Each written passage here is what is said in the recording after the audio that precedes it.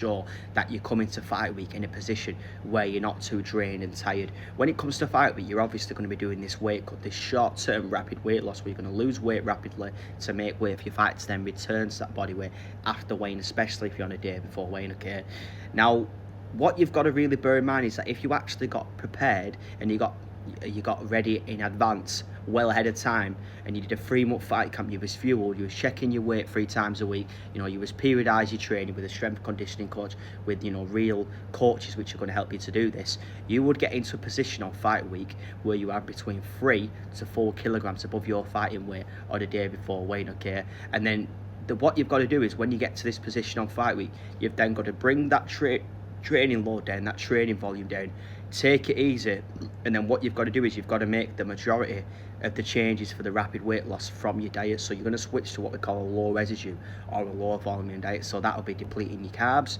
that'll be lowering your fibre intake, lowering your meal weight, your meal volume, your sodium. And the idea behind this is that we're going to get rid of excess water retention inside your body. So the carbohydrates are going to hold on to glycogen and water, so we get them out of the diet. The fibre is going to be undigested and stay in the digestive tract, and it's also going to pull water retention, so we get that out. The sodium as well is going to hold on to water, so we're going to take that out. And then what we're going to do as well is we're going to lower the weight and the volume of the meals that you eat. Think every gram of food you eat is going to equal a gram on the scale. So if you can lower the weight of the food that you eat, that's going to make a huge difference in keeping your weight down. And then all you're going to do throughout fight week is you're going to keep yourself lightly active, going for walks, maybe some light shadow boxing, nothing too crazy. Don't tire yourself out. You're already depleted and you're already in a position where you're going to feel tired and drained because you're eating a low residue diet. You're not eating as much food as your body normally would. Okay, you're eating a different way.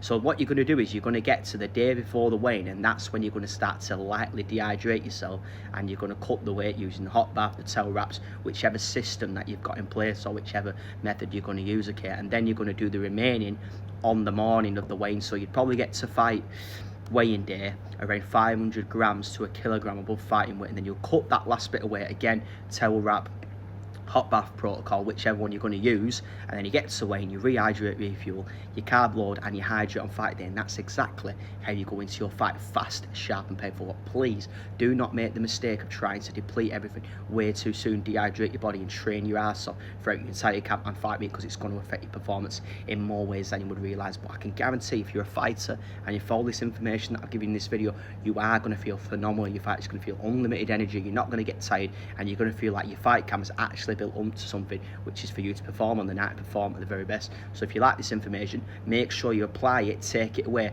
and also give me a follow for more nutrition and diet tips for combat sports. Let's fucking go, guys.